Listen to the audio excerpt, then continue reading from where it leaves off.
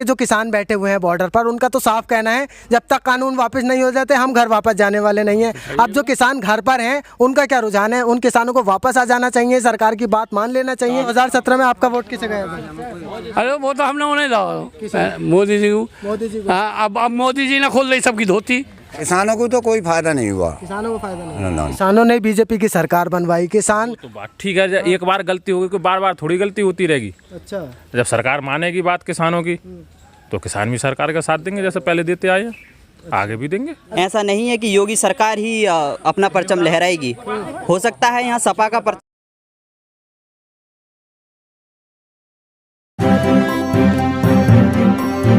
Media voice, आपकी आवाज।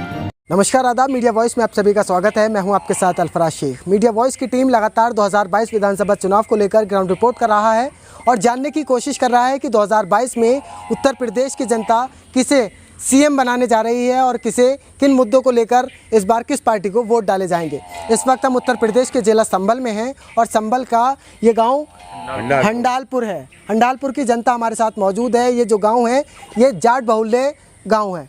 जाट उत्तर प्रदेश की राजनीति में इस वक्त बहुत अहम हिस्सेदारी रखता है, क्योंकि जाट लोग वही हैं जो किसानी करते हैं और इस वक्त किसान और सरकार के बीच में 36 का आंकड़ा देखने को मिल रहा है। किसान एक तरफ दिल्ली बॉर्डर पर बैठे हुए हैं अपनी मांगों को लेकर। 8 महीने से ज़्यादा का वक्त गुजर चुका है। किसान और सरकार के बीच में कई दौर की वार्ता भी हो चली है, लेकिन आज हम जाटों से पूछेंगे कि वो किन मुद्दों को देखकर बीजेपी को वोट देगी और किसी पार्टी को वोट देगी। आप सबका बहुत बहुत स्वागत है मीडिया वॉइस में। सर, क्या नाम है आपका? सोमपाल सिंह। सोमपाल सिंह, हमें ये बताइए 2022 में जाटों का क्या रुझान बन रहा है? इस बार किसे जाने वाला है? जाटों का ये रुझान है कि हमारे किसानों की जो मदद करेगा। हाँ, हमारा जो है ट्यूबवेल का बिल कम होना चाहिए।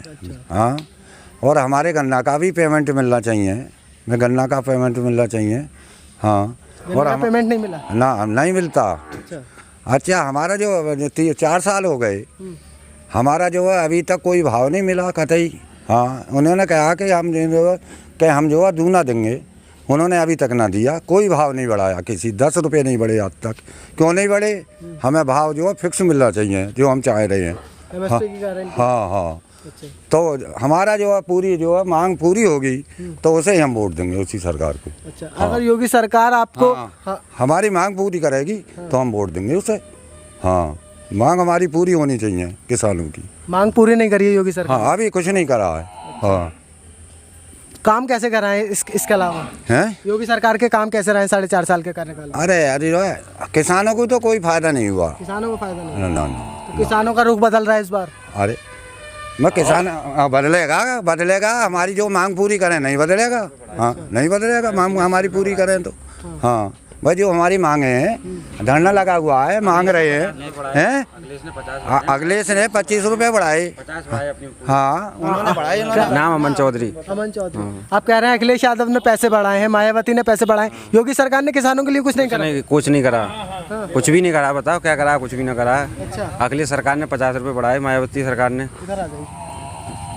मायावती ने 80 रुपये बढ़ाए हैं। और इसने योगी ने कोई रुपया नहीं बढ़ाया करने पर। योगी सरकार तो किसानों की सरकार है और आप उनकी बुराई गिना रहे हैं। बताओ क्या किसानों में क्या करा? अब योगी ने कुछ भी ना करा। हाँ, तो क्या बता रहे हैं?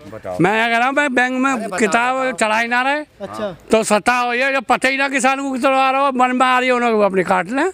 क्या माहौल क्या बन रहा है? किसान क्या चाह रहे हैं इस बार? योगी जी को दोबारा लाना चाह रहे हैं और कोई आएगा? और लाए तो जब योगी जी इसी काम बढ़िया करेंगे तो वे तो खुद ही आ जाएंगे। अच्छा, नहीं कर रहे हैं। जब बढ़िया काम करेंगे तो वे खुद ही आ जाएंगे। जब हारते करेंगे तो पीछे हट जाएंगे। अच्छा, ये बताइए 2017 में आपका वोट किसे गया था? अरे वो तो हमने उन्हें दो मोदी जी को। मोदी जी को। हाँ, अब मोदी जी ने खोल दी सबकी धोती। अच्छा, तो फिर क्या करें? अच्छा, तो फिर 22 में किसे जा रहा है वोट? 22 में तो अब आगे चल के देखो जाओ कि निर्णय बनेगा। वो तो आगे चल के देखी जाएगी। वही आपसे का मूड बनेगा, वो तो एंड टाइम पे बने। किसानों की मांगे 8-9 महीने से बैठे हुए हैं किसान बॉर्डर पर। हाँ, तो सुनिए, उन्होंने पर डंडा और लगा रहे हैं कि भैया हटाओ भजाओ। और आतंकवादी भी तो बता रहे हैं कि वो आतंकवादी हैं बॉर्डर पर। तो आतंकवादी तो भैया किसान ना होंगे तब भी लग जाए।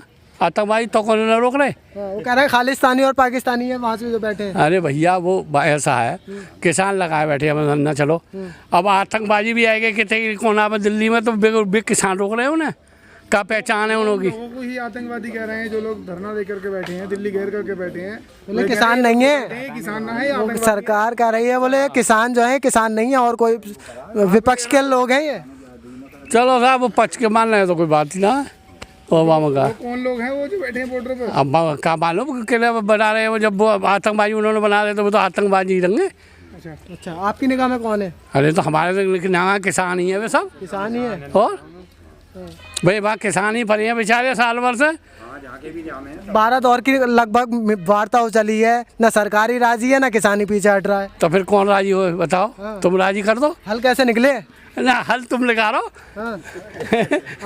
हम तो गांव-गांव जाकर आपसे पूछ रहे हैं, बोले आपके भाई लोग वहाँ बैठे हुए हैं, आप यहाँ पर बैठे हैं, आप गए एक आध बार?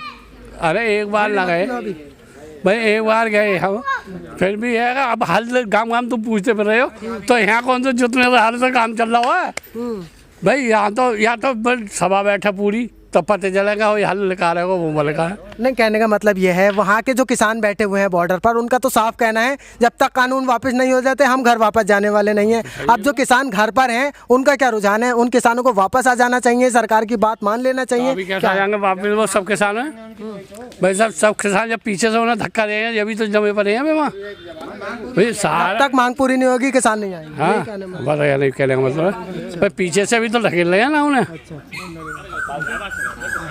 हाँ किसान तो किसान ही है। हाँ आप बताइए। हम क्या बताएं यार, क्या बताएं। किसान सही बैठे हुए हैं बॉर्डर पर, गलत? हम वो तो सही बैठे हैं बिल्कुल, और जब तक उनकी मांग पूरी ना हो हटना भी नहीं चाहिए। सरकार तो कह रही है बोले कि इनका 12 दौर की वार्ता हो गई है, किसान वापस चले जाएं। किसान क्यों वापस चले जाएं? हाँ। सब सरकारी न माननी तो किसान क्यों मानेंगे भाई? किसान तो अपनी सरकार ये कह रही है, सरकार का साफ कहना है किसानों के हितों के लिए है ये कानून। किसानों के हितों के लिए कैसे है? वो तो आगे मान लो ये तुम्हारे अंबानी हैं या ये मोदी हैं, इनमें वो कर देंगे, वो तो सब उन्हीं के टेंडर पास कर रहे हैं, जैसे वो चाहेंगे वैसी खेती करवाएंगे वो तो। अच्छा, किसान अपनी मर्जी से कब बेचेगा फिर? तो किसानों ने बीजेपी की सरकार बनवाई, किसान तो बात ठीक है, एक बार गलती होगी कोई बार बार थोड़ी गलती होती रहेगी। अच्छा, जब सरकार मानेगी बात किसानों की तो किसान भी सरकार का साथ देंगे, जैसे पहले देते आए हैं, आगे भी देंगे। अच्छा, योगी सरकार को 10 में से अगर आपसे कहा जाए नंबर देने होंगे तो 10 में से कितने नंबर देंगे? 10 में से तो 2 ही रह जाएंगे फिलहाल तो। और 4 1 2। हाँ आप 4 किस चार नंबर किन बातों पे देंगे? 4 किन बातों पे? क्योंकि कुछ काम ऐसे रहे हैं कि देखो यहाँ पे जो एक अनुशासन प्रदेश में है, जो मैं सबसे बढ़ चढ़ के ये मैं कहना चाहूँगा कि जो अनुशासन प्रदेश में रहा है वो काफ़ी काबिल तारीफ़ है। क्योंकि यहाँ जो शासन का जिस तरीके से दबाव रहा है वो काफ़ी काबिल तारीफ़ रही है योगी सरकार की।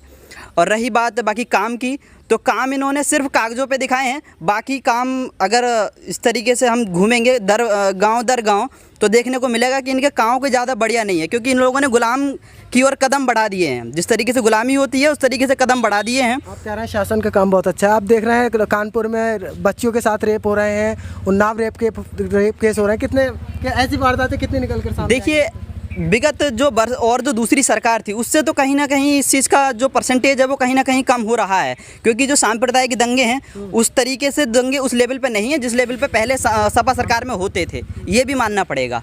लेकिन कहीं ना कहीं लोगों के जो दिलों में भय है वो कहा जा सकता है कि काफ़ी अच्छे तरीके से इन लोगों ने अपने आप को प्रेजेंट किया है अपनी सरकार में।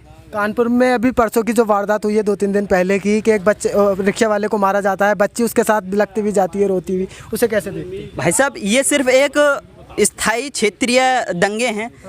इन लोगों को सोचना चाहिए, सरकार को अपने एक्शन पर काम रखना चाहिए, अपना एक्शन लेना चाहिए, जो रख सकते हैं, जो वो कर सकते हैं। मैं तो यही कहूँगा कि निष्पक्षता वो अपनाए बस।